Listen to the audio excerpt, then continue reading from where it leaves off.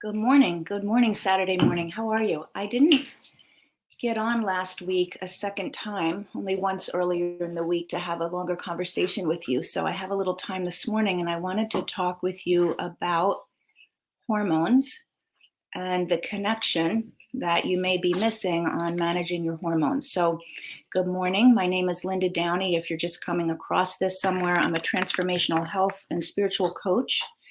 And I work with women who are stressed, overwhelmed, have painful things in their past, and are really looking to shift out of that. And this is streaming in multiple places. So I would love for you to say hello. I would love for you to tell me where you're from, whether you watch this now live or you watch it later on the replay. But just connecting with you makes me super happy. So please say hello when you do that. And this is an episode of my podcast, The Unconditioned Life, which is really all about creating your life from nothing rather than from the conditioning of your past, the patterns, the coping of your past. So creating your life from, a place of nothing and possibility rather than painful past patterns. Okay. So that's who I am. That's what this is. And this conversation is about hormones. And if you have, and it's a Saturday morning, we're just here together with the dog. So we're all in this conversation together. Okay. So hormones is such a common thing, especially for women, right? When our hormones get wacky. But here's what I want you to really think about. So let me just review the endocrine system. All right. So the endocrine system is the system in our physical body that is always keeping everything balanced, keeping things in check. So we have the different glands of the endocrine system. We have the pituitary, which is sort of like the master gland that is giving information to all of the other glands. We have our thyroid, right here. The thyroid is in charge of metabolism, body temperature. It affects moods a lot. Actually, every cell in your body needs and requires thyroid hormone. We also have the thymus gland, which is part of the endocrine system. We don't hear about that as much, but the thymus gland is in charge of your immune system. So the thymus gland actually, is in charge of 1,400 different chemicals that turn the immune system on, shut it off, help navigate keeping your body healthy.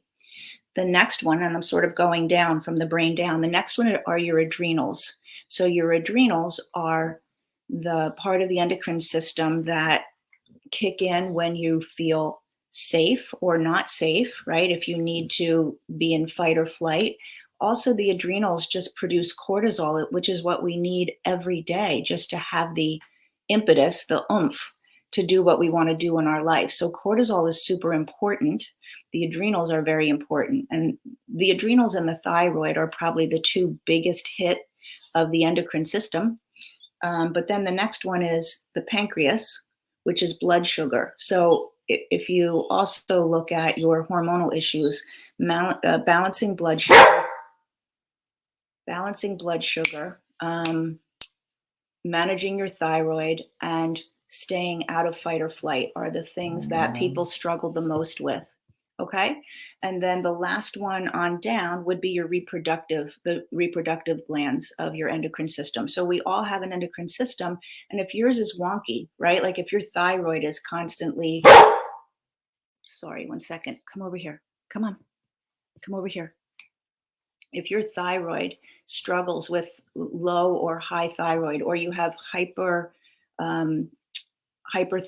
autoimmunity or hypothyroid autoimmunity, or your adrenals are always out of whack. I have women all the time who are like, I'm so struggling with my blood sugar, my weight, my metabolism, my adrenals. I'm constantly in anxiety and fight or flight.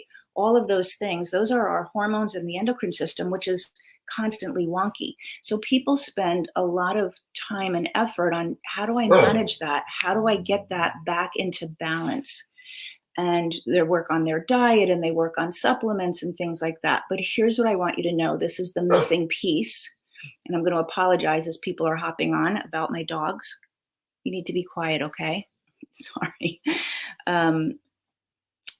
The missing piece is the fact that the endocrine system is the physical aspect. It's the physical manifestation or aspect of your emotional body. So we have a physical body, we have an emotional body, we have a mental body, the thoughts that we think, and we have a spiritual body. We have all of those, and they all affect each other. Your endocrine system is the physical aspect of your emotional body. So your emotions are going to make your hormones change every moment throughout the day. It's the emotions that are handling all of that, not just your adrenals. Like you might think, oh, I knew that because like my anxiety gets my adrenals. I'm kicked into anxiety. But it's also affecting your thyroid. It's also affecting your pancreas and your blood sugar regulation. It's also affecting your immune system and your thymus. So the entire endocrine system is a physical representation of where your emotional body is at. And that's just really important to remember. Otherwise, you're going to spend a lot of time spinning your wheels on your diet, your supplements, nervous system regulation. But if you look at, okay, what are the emotions that I tend to spend most of my time in? What do I tend to think about, and what's the emotional home base that I live my life in? So how would you answer those questions? Your emotional home base. If you look at throughout your day, what are the emotions that typically come up? I'm frustrated. I feel pressed for time and anxious. I'm annoyed and angry. The kids aren't getting ready on time. My partner didn't help me. The people at work aren't pulling their share. I'm not being listened to. Like, what's your emotional home base? Because that is affecting your blood sugar. That is affecting your immune system. That is absolutely affecting your thyroid. And then the obvious one that you probably already know is it's affecting your adrenals, and you're staying in fight or flight. So your emotional body and that emotional home base that we tend to stay in really comes from, over time, patterns that we live in, and also the way that we interpreted the things in our life, excuse me, in the past, especially in the past, because then it becomes our go-to place. So what do I mean by that? Well, if in your past, and a lot of this happens when we're really, really young, if in your past something happened and it caused you to feel anger. And again, I'm speaking to mostly women here because that's the work that I do. And then there's also things that tend to be more common for women. So let's just say something happened and you got angry, but your conditioning tells you anger isn't good. I don't want to feel anger. No, I'm not a person who feels anger, or anger is bad. Maybe I never had the opportunity to express anger growing up. I had to shove it down. So that anger stays in your physical body. It's an energy. Emotions are energy and motion. So it stays in your physical body. So number one, that energy of that time stays in your physical body, but also you're going to be much quicker to go to anger when the next experience happens and the next experience, because the frequency of anger is already in your body. It's already being held there. It never got the opportunity to be expressed and to move out. So you're holding anger from the past, and you're more likely to go to anger at every opportunity in the future when there's something there that will trigger that. And then that anger is going to keep your endocrine system from being able to balance itself, from having your hormones. Your hormones are like an orchestra. I think of it as like a beautiful orchestra, right? If you're watching a symphony orchestra and you see the violins and the flutes and the clarinets and the other string instruments, and they play beautifully together, right? As the different parts of the music come in, it's stunning when everybody's doing their job. If you go and you listen to like the middle school orchestra and they're out of tune and they're not coming in at the right time, and it's kind of like, ooh, that did not bless their hearts, that didn't really land well. That's kind of like how I imagine our endocrine system. When it's working and everything's being run the way it should, it's beautiful. And the body runs the way it's meant to be run. Your immune system will work and you're not getting sick. If you notice you're sick all the time, respiratory infections, bronchitis, you're always run down, that is related to your emotions. It's also related to your gut having the right bacteria to handle those kinds of infections. But guess what? Your gut is related to your emotions, because if you're constantly stressed, sorry, I've got one dog here and one gave up and went in the other room. If you're constantly stressed, your GI system doesn't work the way it's meant to. But your illness, your thymus, which governs your immune system, is not working the way it should be or could be if your emotions are constantly out of whack.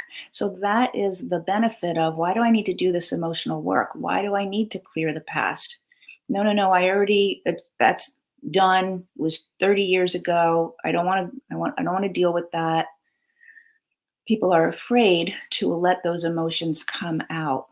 But I'm just going to leave you with this thought. Your endocrine system is the physical aspect of your emotional body.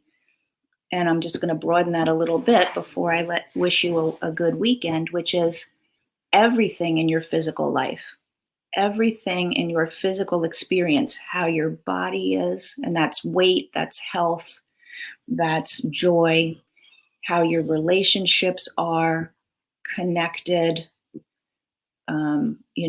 the way that you would want to be and feel in relationships, how your job is, everything in your physical life is the feedback system for how your other bodies, your emotional, mental, and spiritual bodies are working.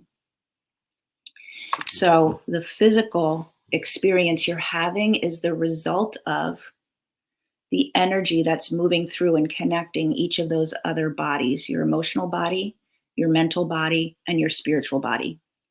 That one's really critical. We forget that, or we sort of think of, I don't know if you do, but a lot of people, I think, sort of think of that as like, tagged on at the end, or when I get everything, when I have time in my life, then I'll like focus on my spirituality, or I got to do my life, and then once a week I go to church, and that's my spiritual connection. But it's actually the energy that runs through your body. Your physical body is connected to the energy that lives in your spiritual body, the way your emotional body is dealing with your life, and your mental body, your thoughts, they're all connected. So your physical experience tells you, that's your feedback loop. That's your petri dish, right? Oh, what do I have? That's giving you your final results. Hey, Michelle, good morning. Thanks for saying good morning. So what you've got in your physical life and your health and your relationships and all that is your feedback. How am I doing in my emotions and my spirituality and my thoughts? That can be a really helpful way to look at that. Okay. So, if you have any questions on that, I just wanted to, actually, somebody sent me a message about their hormones, and I have a couple clients who are constantly like, my hormones are a mess, or my blood sugar, I can't get my weight down, all of those things. And so I know it's a common issue. I know from my own life that it's been a common thread in my life until I really understood the whole picture. So I just want to give you that thought to think about. And if you have any questions on that, if you're like, oh, I could see that in my life, drop it in the comment. I love to hear what your experience has been and where you're listening from, right? So how have your emotions affected your hormones? Did you ever even think about that before? And okay, so what do I do about that now? That's a whole nother place to look if you've not really ever considered that. All right, so have a great weekend. I'm sure I'll see you at the beginning of the week, and I'll look forward to catching any comments here, and I'll respond as I can. All right, take care.